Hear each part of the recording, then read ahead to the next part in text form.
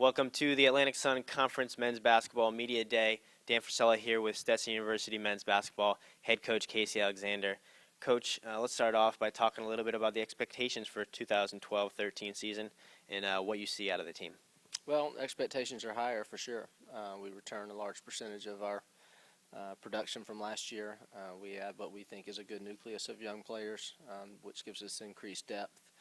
We have a year of the transition behind us, and so I think we have a right to feel like we should be a better basketball team. You talked about a lot of the experience that you guys have, all 5 starters back, many more players with experience. Talk about the vibe of the team right now with all of that experience. Well, I think we're excited. Obviously, I hope everybody is this stage of the season all across the country, but we know that we are farther along. We know that our potential is greater, but we know that it's just that at this point. It's just potential, which doesn't get you anything. And so the agenda from this point forward is to capitalize on that momentum, turn what we think are positives into success that everybody can see. 1 year under your belt here as the head coach, the entire staff has had a year. Talk about some of the differences you've seen in yourself, your staff, and the players after 1 year. Well, I hope all of us are just more comfortable. It's having a year behind us. There's naturally a lot of first things, and so I think we're all settled a little bit more. I think the foundation for our program, how we want to do things, why we do what we do, those kinds of things are a little bit more ingrained into the fabric of who we all are. And so from that standpoint, I think it's much easier to come to work every day and to know what to expect when you walk in the door, and that should transfer into a more settled team. It should allow me to do a better job.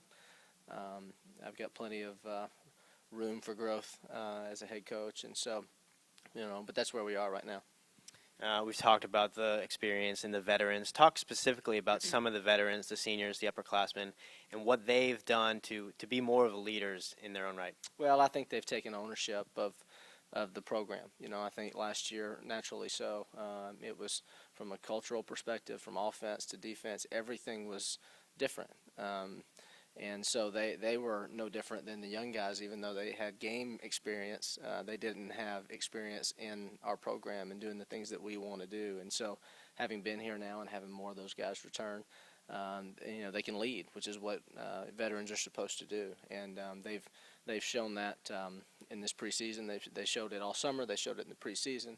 I think our freshmen can walk in here and tell that they're behind, which they should be. And so that lends itself to a lot of confidence for our staff to know that we're not creating that ourselves, that we're getting our own players to take ownership and do some of that themselves.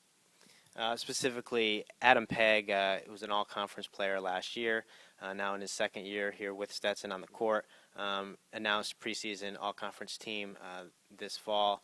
Talk about what he does for the team, both on the court, off the court, and what he brings to the table. Well, first of all, I think that's an honor he deserves. I think he played very well all year. I think he established himself as one of the best players in this league. He works extremely hard.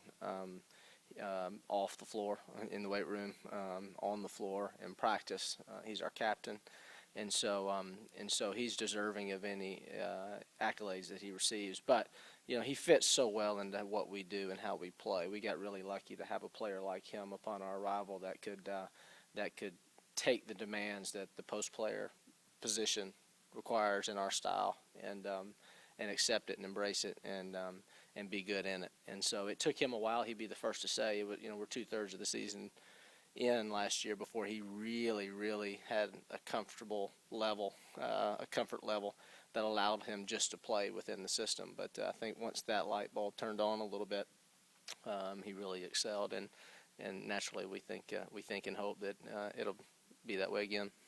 We've talked a lot about the veterans this year, but touch on the newcomers a little bit, 4 freshmen, a sophomore transfer, and what some of them bring to the table. Well, they give us a lot of depth, for sure. I think anybody who followed our team last year knew that we didn't have the strength or the numbers at the point guard position that you have to be a good team at this level.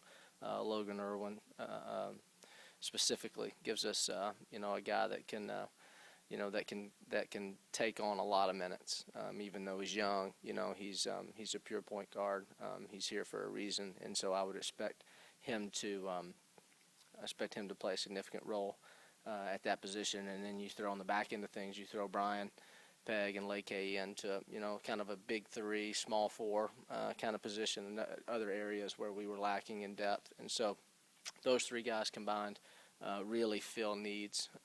Tanner Plemons is a great shooter. That's a big part of our offense, and so he certainly has a niche on this team as well. And then you add, Kyle has to redshirt because of the transfer, but you add Hunter Miller, a guy who's played a lot of games in this league already at Florida Gulf Coast, a guy who's a coach on the floor, a guy who we can depend on to do things well every day, and that's, for a coach, that brings a lot of comfort. With the season just around the corner, talk a little bit about the schedule and specifically the non-conference slate and some of the marquee games on that schedule. Well, it's going to be a challenge. It always is when you have to play 3 or 4 games on the road against high major opponents. But I think that's a challenge that all of us welcome. I think even if there wasn't a monetary value involved in playing those games, we would choose to play them because that's what your players want to do. That's the best teams in the country. And we'll find out quickly when we go to Miami in the opener, a team that's borderline top 25, returns a really good nucleus off of their team that they had last year. And so we'll know early. But, the UCF game is meaningful to people in this area for sure. USF coming and playing here is a great thing for Stetson to have a Big East opponent coming to play in our gym.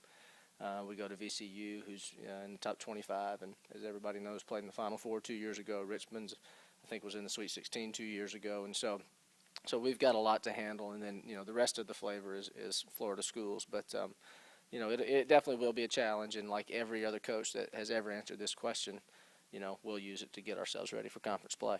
Which leads me right into the next question, final question here.